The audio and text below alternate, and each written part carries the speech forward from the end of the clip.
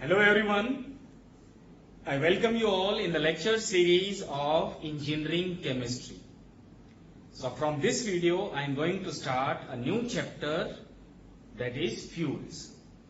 In this lecture we are going to talk about the definition of fuels, its classification and characteristics of a good fuel. So without wasting any time, let us start discussion on fuels. So there are so many definitions available in books, and one common definition you can find in the most of the engineering chemistry books is the fuels are the combustible material. Fuels are combustible materials containing carbon as a main constituent,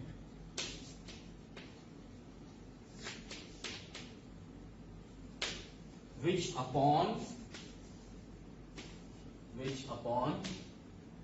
combustion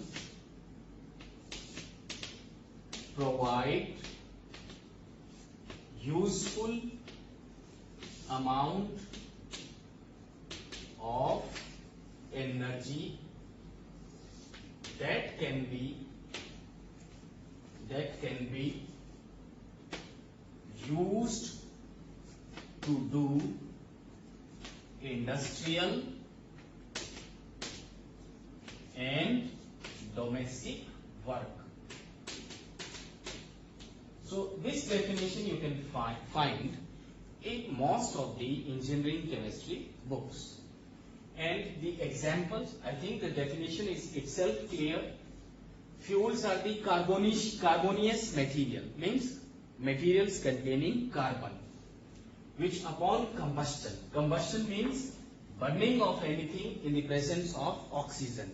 यानी fuel ऐसे substance है जिनको हम oxygen की presence में जब हम burn करते हैं, they will provide useful amount of energy that can be used in doing the domestic and industrial work, जिनसे हम डोमेस्टिक उस एनर्जी का इस्तेमाल हम कर सकते हैं डोमेस्टिकली और इंडस्ट्रियल पर्पस के लिए. नाउ अगर इसके एग्जांपल्स हम देखें तो जितने भी एग्जांपल्स आपके दिमाग में आ रहे हैं, जैसे फॉर एग्जांपल घरों में हम एलपीजी यूज करते हैं, इसी तरह से जो कोल है, पेट्रोलियम है, वुड है, पेट्रोल है, डीजल है. There are so many examples of fuels जो हम डेली लाइफ में यूज करते हैं, फ्रॉम इंडस्ट्रियल पर्पज से या फिर डोमेस्टिक पर्पज से. तो लेकिन एक इस डेफिनेशन में एक दिक्कत क्या है, कोल, पेट्रोलियम, हाँ मैं बात कर रहा था इस डेफिनेशन में दिक्कत क्या है. जैसे अगर हम बात करें न्यूक्लियर फ्यूल की, अब न्यूक्लियर फ्यूल का तो कंबस्शन नहीं होता. जैसे न्यूक्लियर फ्यूल क्या है, यूरेनियम है, यूरेनियम का तो कंबस्शन नहीं होता, but it is a fuel, ये तो फ्यूल है. इसका मतलब ये डेफिनेशन न्यूक्लियर फ्यूल पे तो एप्लीकेबल नहीं हुई. हमें क्या चाहिए फिर, एक यूनिवर्सल डेफिनेशन चाहिए जिसमें ज्यादातर जो फ्यूल्स हैं वो शामिल हो सके. इसी तरीके से जैसे हम सोलर एनर्जी की बात करें तो सोलर एनर्जी भी इसमें नहीं आएगी, राइट. सोलर एनर्जी इस डेफिनेशन के हिसाब से तो फिट नहीं बैठी, इस डेफिनेशन में फिट नहीं बैठी. So that mean we require a universal definition. तो फ्यूल क्या होगा, universally we can define fuel anything या any substance that provide heat, electricity and other form of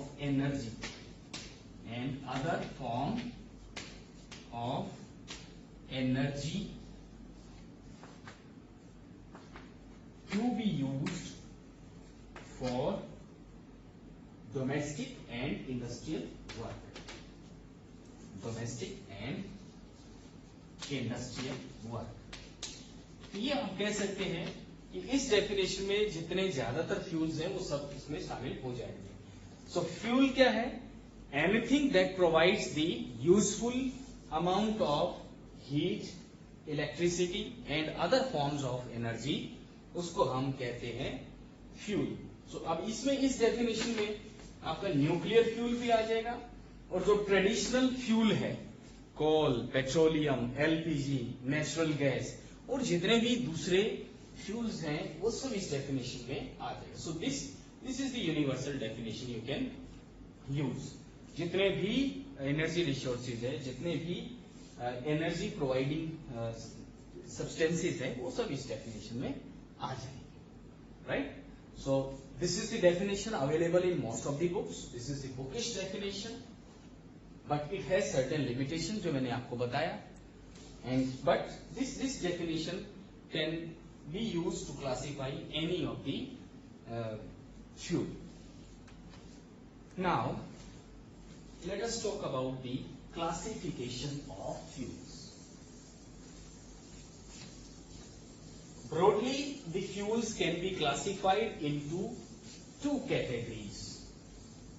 Broadly, अगर हम बात करें तो फ्यूल को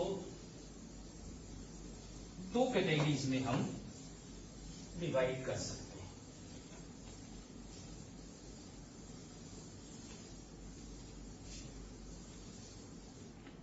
Fuel can be broadly classified into two categories. Number one, primary fuel,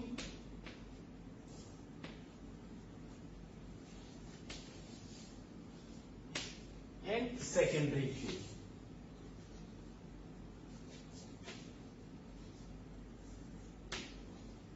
Primary fuel and secondary fuel. So what do you understand by primary fuel? जैसे कि नाम से ही पता लग रहा है, primary fuel means the fuels which are used as such without any further processing. यानी जैसे फॉर एग्जाम्पल हम बात करें कोल की, coal which is a fossil fuel, जो हमें नेचुरली मिलता है और without further processing it can be used, so that is the primary fuel. जैसे कि कोल, पेट्रोलियम की हम बात करें,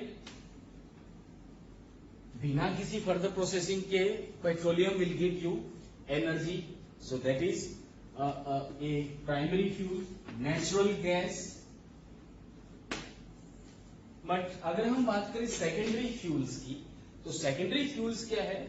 the fuels which are obtained from the processing of primary fuels, यानी जो प्राइमरी फ्यूल्स हैं उसमें सर्टेन मॉडिफिकेशंस करके उसको हम फर्दर यूज कर सकते हैं। जैसे फॉर एग्जांपल कोल आपका प्राइमरी फ्यूल था, बट कोल के बाद अगर हम कोल की फर्दर प्रोसेसिंग कर दें, दैट मीन कोक या चारकोल बना दें, तो ये बन जाएंगे आपके सेकेंडरी फ्यूल, और we can say synthetic fuel. और इसी तरीके से जैसे सिंथेटिक पेट्रोल। अब पेट्रोलियम जो है ये क्या है? प्राइमरी फ्यूल है, बट पेट्रोलियम की फर्दर अगर आप प्रोसेसिंग कर दें तो आपको मिलता है पेट्रोल, डीजल, केरोसिन ऑयल, ये सब आ जाएंगे किसमें? सेकेंडरी फ्यूल में, राइट? इसी तरीके से जैसे नेचुरल गैस, तो natural gas itself it is a fuel, we can use it as such, तो वो हो गया आपका प्राइमरी फ्यूल। बट अगर हम नेचुरल गैस की फर्दर प्रोसेसिंग कर दे, इसको हम कंप्रेस्ड कर देते हैं, तो वो बन जाती है compressed natural gas, so that become the secondary fuel. So broadly we can classify the fuel into two categories, the primary fuel and secondary fuel. This is one classification. और sometime we can say the natural fuel, that means they are obtained from the nature, and secondary fuel को हम कह सकते हैं synthetic fuel और artificial fuel, synthetic fuel और artificial fuel। तो as the name indicate, synthetic fuel means man-made or which are obtained artificially. So this is one classification, Other classification is based on the state of fuel, means whether it is available in liquid form, gaseous form and solid form. So again they can be classified into three categories.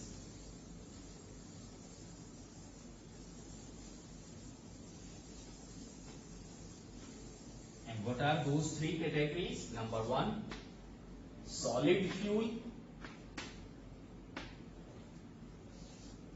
liquid fuel and gaseous fuel. Now in solid fuel, the solid fuel can be natural as well as synthetic, primary as well as secondary, है ना. Solid जो है primary भी हो सकता है, secondary भी हो सकता है. So it is based on the state of fuel, means solid, liquid and gaseous.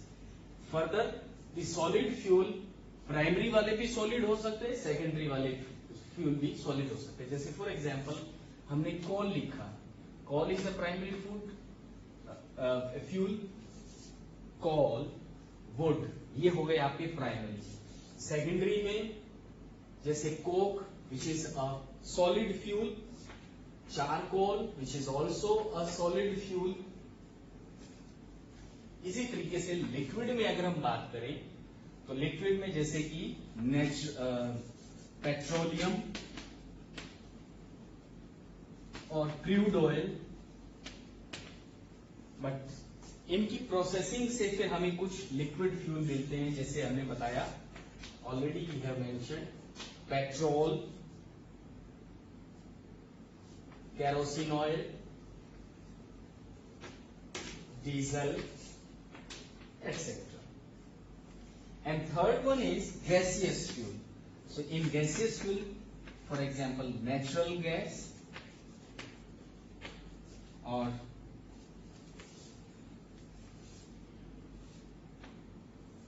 coal gas, but in secondary fuel जैसे हमने बताया LPG, liquefied petroleum gas, CNG compressed natural gas and other gases like methane, ethane etcetera. So ये हो जाएंगे आपके gaseous fuels. So this is about the classification of fuels. पहले हमने fuel को क्लासिफाई किया primary fuel and secondary fuel में. Primary fuel and secondary fuel फिर फर्दर हमने on based on the state of matter, solid fuel, liquid fuel and gaseous fuels. Now let us talk about the characteristics of a good fuel. एक ideal fuel की क्या characteristics होने चाहिए? What are the characteristics of a ideal fuel?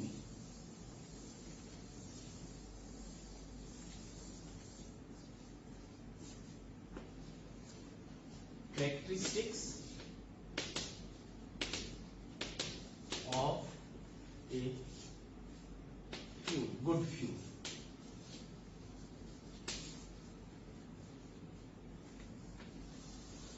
The first important point is calorific value. Calorific value. A good fuel should have high calorific value. A good fuel is that which have higher calorific value.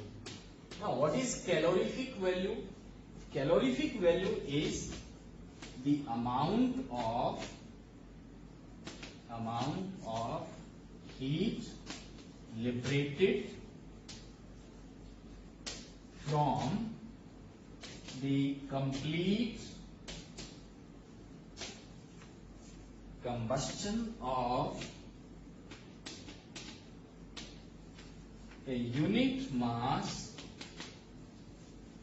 or volume of a fuel. यानी कि अगर आपके पास solid fuel है तो हम कह सकते हैं जैसे 1 ग्राम यानी कि 1 यूनिट मास मीन्स 1 ग्राम सॉलिड फ्यूल के कंप्लीट कंबस्टन से कितनी हीट लिबरेट हुई, कितनी हीट प्रोड्यूस्ड हुई, उसको हम कहेंगे कैलोरीफिक वैल्यू। या फिर अगर जैसे आपके पास जो फ्यूल है वो लिक्विड है तो उसका हम क्योंकि लिक्विड है तो उसको वॉल्यूम में मेजर करते हैं। I think the definition is clear itself. It is the amount of heat liberated from the complete combustion of a unit mass or unit volume of a fuel. मेरे ख्याल से ये डेफिनेशन क्लियर हो गई होगी। एक यूनिट मास और unit volume of a fuel से के कंप्लीट कंबस्टन से कितनी हीट लिबरेट हुई उसको हम कहेंगे उसकी कैलोरीफिक वैल्यू। इसका मतलब आपका फ्यूल ऐसा होना चाहिए जिसके जो क्या कर सके, मैक्सिमम आपको ज्यादा से ज्यादा कैलोरीफिक वैल्यू प्रोवाइड कर सके, उसमें ज्यादा से ज्यादा हीट प्रोड्यूस हो सके। So this is first point, a good fuel must have higher calorific value.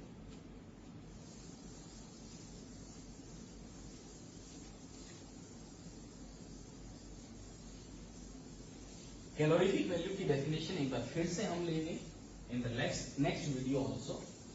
उसमें फिर हम कैलोरीफिक वैल्यू की टाइप्स भी डिस्कस करेंगे। Second is ignition temperature. So what do you understand by ignition temperature? The ignition temperature is the minimum temperature at which a fuel get ignited. Minimum temperature जिस पर जो fuel है वो ignite होना शुरू कर दे, जलना शुरू कर दे, उसको बोलते हैं इग्निशन टेम्परेचर। अब अगर हम एक गुड फ्यूल की बात करें तो अगर मान लीजिए फॉर एग्जांपल हम बात करें एलपीजी की, जो हम घर पे यूज करते हैं, लिक्विफाइड पेट्रोलियम गैस। तो जब हम क्या करते हैं, गैस ऑन करते हैं, तो गैस ऑन होते ही जैसी एक चिंगारी लगती है, इमीडिएटली क्या होता है, जो फ्यूल है, जो गैस है, वो जलने लग जाती है। That mean the liquid LPG have a very low ignition temperature, बहुत जल्दी जल जाती है। आपने एक चिंगारी दिखाई, इमीडिएटली जल पड़ेगी। सो that mean it has very low ignition temperature, right. तो क्या होगा अगर वेरी लो इग्निशन टेम्परेचर है तो व्हाट इज डिफिकल्टी कि अगर इग्निशन टेम्परेचर बहुत लो है तो बहुत ज्यादा क्या हो सकता है, एक्सप्लोजिव हो सकता है। It may be explosive, it is explosive, है ना। जैसे हम पेट्रोल की बात करते हैं, एक चिंगारी दिखाई, इमीडिएटली क्या हो जाता है, आग लग जाती है, इग्नाइट हो जाता है। सो फ्यूल हुआ, एलपीजी हुआ, ये क्या होते हैं, they have low ignition temperature, very low ignition temperature, therefore they are very dangerous, they can be explosive. और एक दूसरी कंडीशन आप फर्ज करिए, हाई इग्निशन टेम्परेचर। एक ऐसा फ्यूल है जिसका इग्निशन टेम्परेचर हाई होता है। So the fuel which have high ignition temperature, that mean it takes time to burn, ignite होने में टाइम लेगा। से फॉर एग्जाम्पल एक हमारे पास है गीली लकड़ी और एक है सूखी लकड़ी। तो गीली लकड़ी और सूखी लकड़ी में गीली लकड़ी का जो इग्निशन टेम्परेचर होगा वो बहुत हाई होगा, पहले उसमें से मॉइस्चर बाहर जाएगा और फिर उसके बाद वो जलना शुरू करेगी।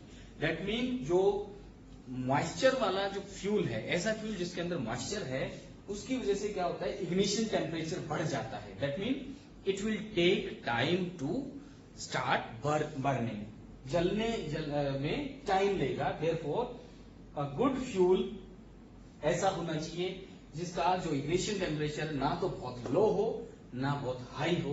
That mean a good fuel should have moderate ignition temperature. A good fuel is that which have moderate ignition temperature. ना बहुत कम होना चाहिए ना बहुत ज्यादा होना चाहिए। नेक्स्ट पॉइंट इज, ये जनरल पॉइंट्स हैं, लॉजिकल पॉइंट्स हैं, जैसे it should not produce any smoke, धुआं नहीं निकलना चाहिए। जैसे सॉलिड फ्यूल के साथ, जैसे कोल के साथ क्या प्रॉब्लम रहती है, जब कोयले को हम जलाते हैं तो धुआं प्रोड्यूस करता है। So in that way, in this sense, जो कोल है it is not a good fuel, it should not produce any smoke. For, तो जैसे इस वाली कैटेगरी में आपका पेट्रोल अच्छा हो जाएगा, इस वाली कैटेगरी में एलपीजी आपका अच्छा फ्यूल माना जाएगा। एलपीजी में आप घरों में यूज करते, धुआं नहीं उठता। So it should not produce any smoke, it should not produce any residue, residue नहीं प्रोड्यूस करे ये। जैसे रेजिड्यू बोले तो ऐश यानी राख वगैरह ना हो। तो जैसे कोयले के साथ या लकड़ी के साथ क्या प्रॉब्लम है, धुआं भी देती है और वो रेजिड्यू भी रह जाता है, वो ऐश भी प्रोड्यूस करती है। इसलिए जो सॉलिड फ्यूल है यानी coal, wood, they are not good fuel as they produce smoke and also residue. So in दोनों पॉइंट्स में क्या है, the good fuel should be eco friendly. एक अच्छा फ्यूल क्या होना चाहिए, इको फ्रेंडली होना चाहिए। A good fuel should be is that which is eco friendly. इसी तरीके से it should be easily transportable.